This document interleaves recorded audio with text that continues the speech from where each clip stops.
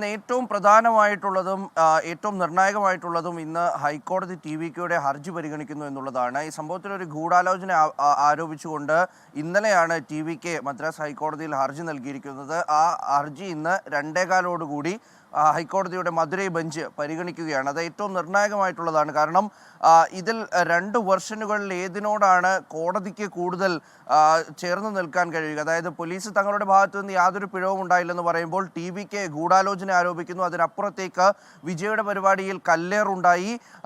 ചിലരൊക്കെയും ബോധപൂർവം അവിടെ പ്രശ്നങ്ങൾ ഉണ്ടാക്കാൻ ശ്രമിച്ചു. പലതവണ പരിപാടി തടസ്സപ്പെടുത്തുന്ന തരത്തിലേക്ക് കാര്യങ്ങൾ പോയി. വൈദ്യുതി ബന്ധം വിച്ഛേദിച്ചു തുടങ്ങിയ പല ആരോപണങ്ങൾ ഉയർത്തിക്കൊണ്ടാണ് ഇത്തരത്തിൽ ടി.വി.കെ ഹർജി നൽകിയിരിക്കുന്നത്. അപ്പോൾ ആ ഹർജി ഒരു ഭാഗത്ത് നിൽക്കുന്നു.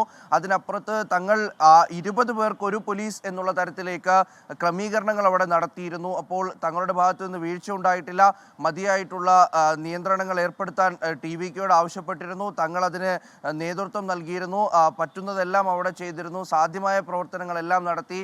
പക്ഷേ അപ്പോഴും ആളുകൾ ഇരച്ചു കയറി വന്നത് പാർട്ടിക്ക് അവരുടെ പരിപാടിയുടെ മേൽ യാതൊരു തരത്തിലുള്ള കൺട്രോളും ഇല്ലായിരുന്നത്.